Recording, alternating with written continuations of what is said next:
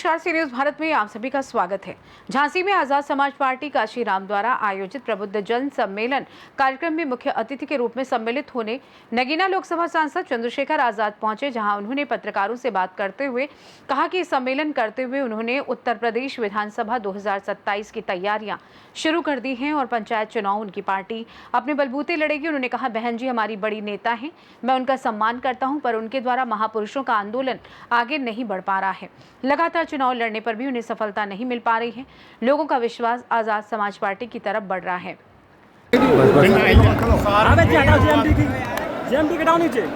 उसके बाद दूसरा सम्मेलन मेरठ के हापुड़ में हुआ, फिर तीसरा सम्मेलन गाजीपुर में हुआ, फिर चौथा सम्मेलन आगरा में हुआ, पांचवा सम्मेलन लखनऊ में हुआ और आज छठे सम्मेलन में हम लोग झांसी हैं। अभी बाकी बचे 12 मंडलों में सम्मेलन होने हैं। 2027 की तैयारियां हम लोगों ने शुरू कर दी हैं।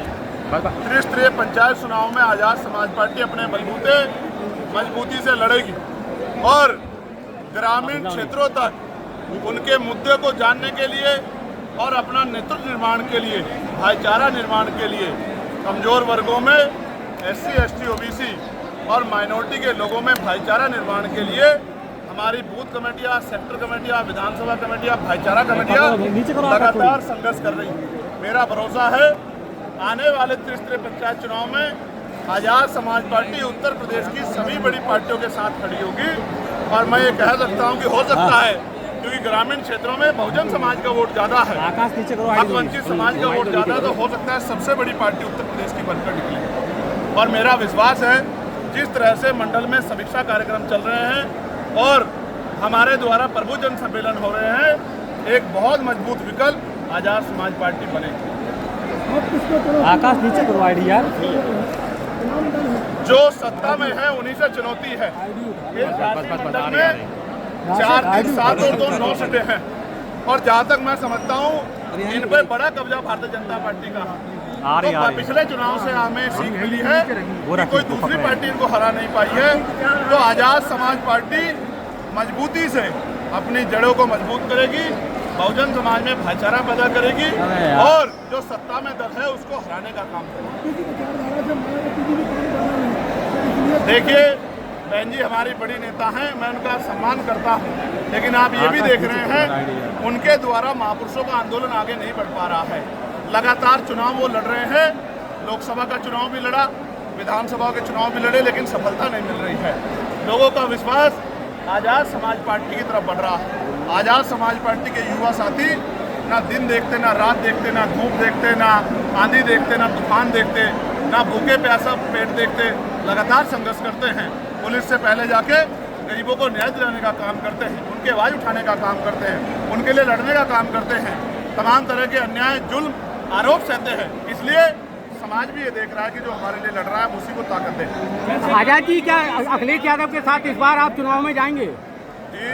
अखिलेश यादव के साथ कोई गठबंधन करने की योजना है? त्रिस्तरीय पंचायत चुनाव में आपको पता लग जाएगा कि आजाद समाज पार्टी कितनी ताकतवर हो गई है।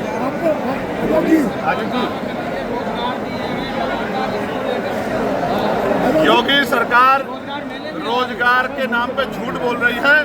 उन्होंने 69,000 शिक्षक भर्ती में पिछड़े और दलित वर्ग के बच्चों के नौकरियों को ठगने का काम किया है। कोई भर्ती ऐसे जिसमें घोटाला नहीं होता, जिसका पेपर लीक नहीं होता।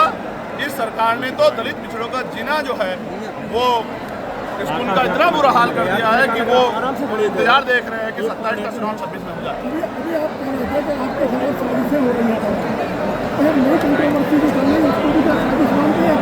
देखिए मैं ये कहूँगा कि क्योंकि ये महिला सम्मान का विषय है और मेरी माँ ने मुझे सिखाया है कि आपसे गलती से भी किसी महिला का अपमान ना हो, तो मैं बहुत जिम्मेदारी से कहूँगा कि मुझे पता लगा है कि वो कोर्ट जा रहे हैं तो मैं कोर्ट में अपना जवाब दूंगा।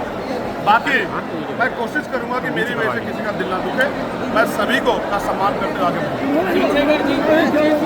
मैंने फिर आपसे कहा क्योंकि ये मेरा व्यक्तिगत मामला है, इसलिए मैं जो भी बात कहूँगा वो महिला की गरिमा का ध्यान रखते हुए, उसके सम्मान का ध्यान रखते हुए मैं कोर्ट में ही अपनी बात करूँगा।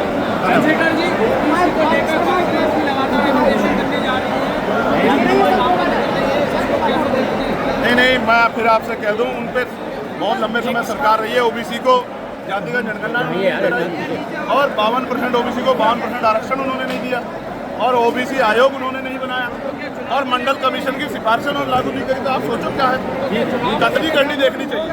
ओके। झांसी से सी न्यूज संवाददाता राजीव की रिपोर्ट। फिलहाल के लिए इस खास रिपोर्ट में बस इतना ही। देश दुनिया की तमाम बड़ी खबरों को जानने के लिए जुड़े रहें सी न्यूज भारत के साथ। हर खबर आपके साथ, आपके हाथ।